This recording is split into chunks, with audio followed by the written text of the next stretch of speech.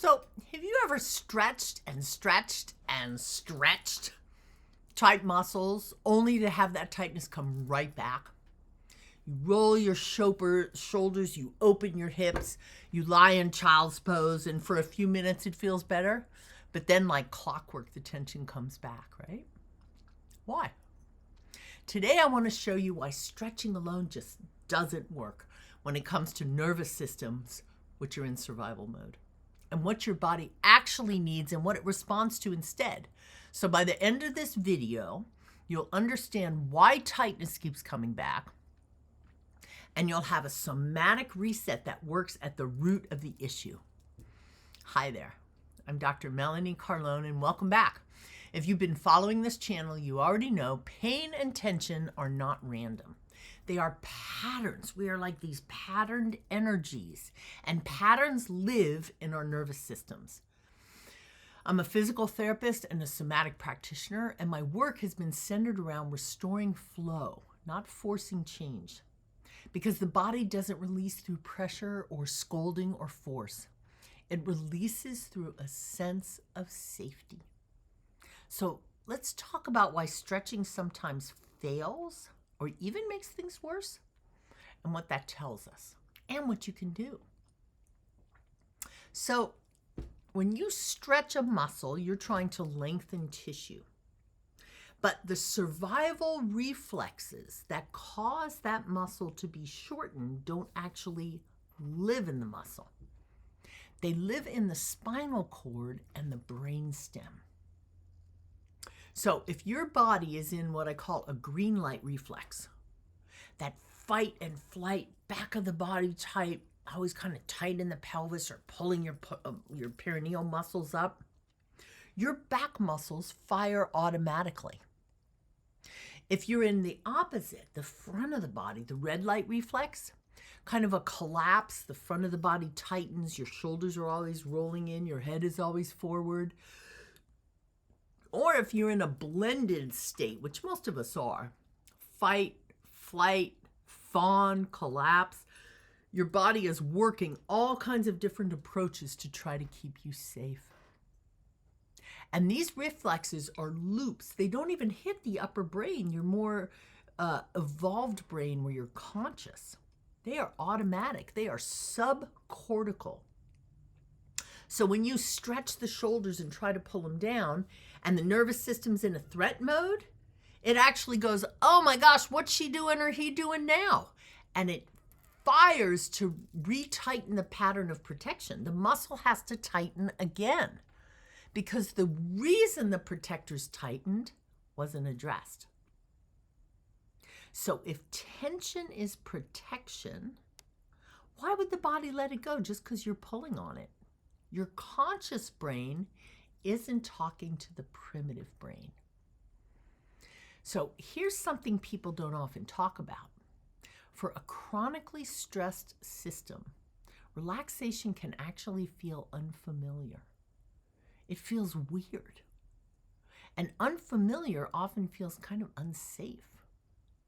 So if you grew up and had a world around you, which I'm sorry if you did, but many of us do, that just wasn't fully safe and you had to stay alert, or if your worth was measured by what you got done and how well you did it, or if actually resting or taking care, quieting led to criticism or danger for yourself, then your system does not have a habit of recognizing deep relaxation is actually safe for you. So when you stretch and try to soften, your primitive brain is actually saying, wait a minute, what are you doing? You can't drop your guard. This is not okay. And tension returns. Not because you failed, but because your body is not getting an all clear signal, it's chill. So the real question then becomes, how do you send the all clear signal now, years after the event that's caused the tensioning? One of my favorite teachers, Wayne Dyer, would often say, it's never too late to have a happy childhood. And that's a little bit what this is about when you repattern those old stress and tension markers. So if you've ever felt like your body just doesn't relax even when you try, let me know, right? Write it down below. And where do you feel it come back first? The jaw is really common, but also the shoulders, the low back, the perineum. And if this thinking about it already is making sense to you, please like this video and subscribe, because it helps me to keep the content coming. It's so critical that people have this understanding that you don't need to fight the body. You need to learn its language. So let's talk about the signal you can give it that it's been waiting for. So before you go into lengthening or talking to the body, you want to orient. Orient to your place and to here and now. Because orienting tells the nervous system, I am right here, and this is now, and right now there's no threat.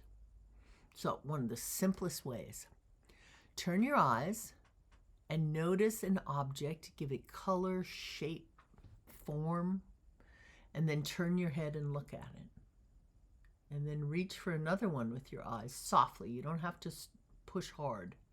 Notice everything you can about it and let your head follow. And even if you do this just 3 times, you're probably going to notice pretty quickly you feel different. You start breathing a little bit deeper.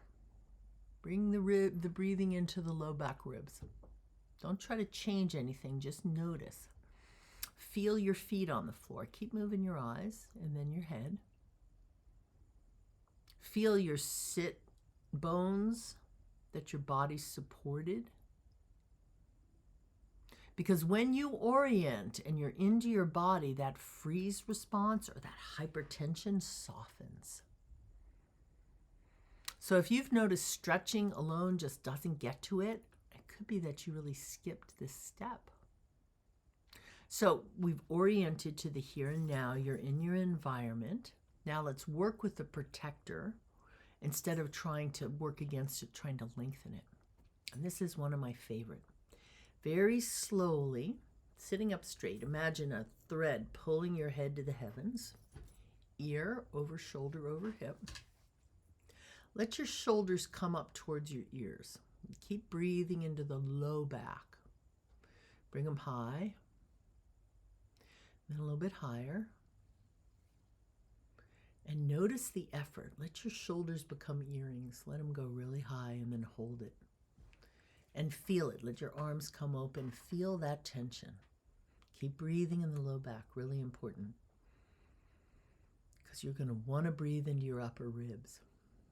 Now, slowly, really slowly, release them. Don't just drop them. Melt. Melt like honey running down the sides of your neck slowly. And keep breathing in the low back ribs. Breathe. Teaching the nervous system. Release is conscious. Okay, do it again.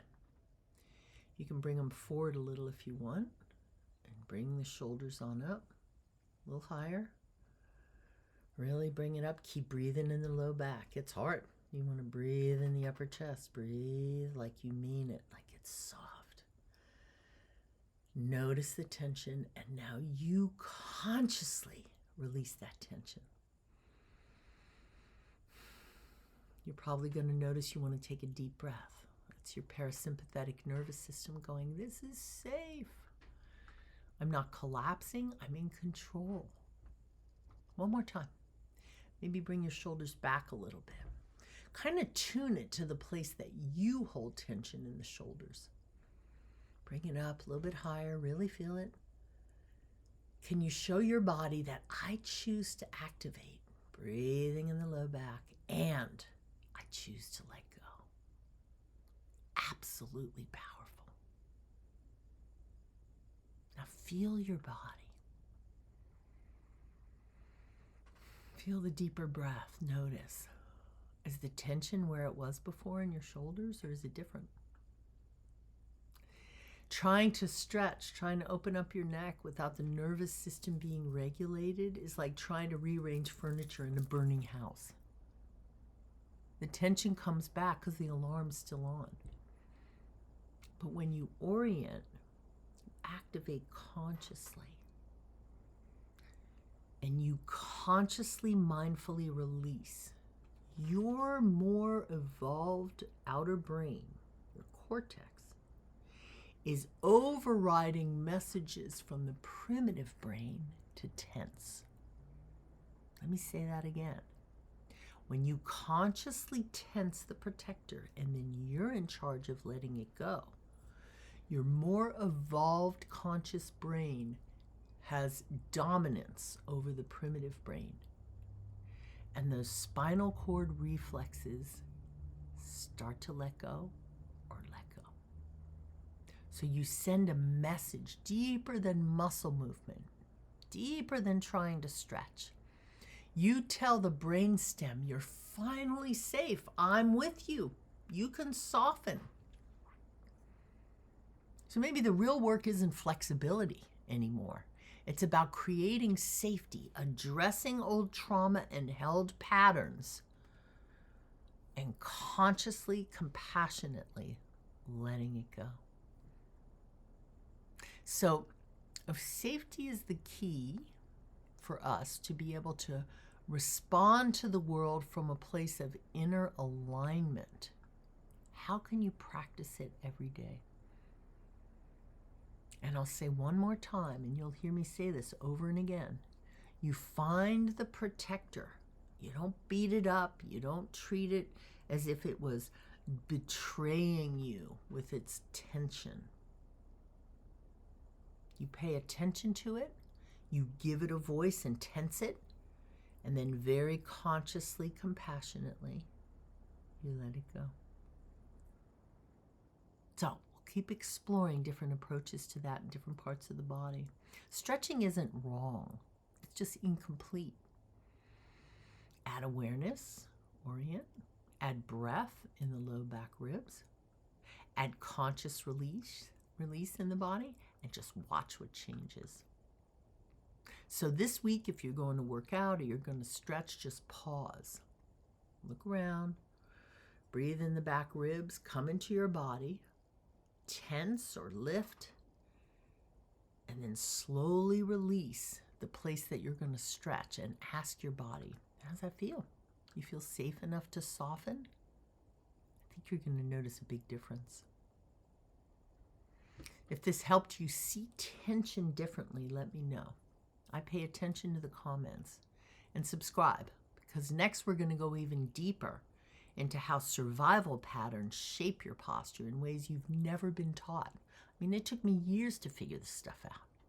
You don't force your body out of stress.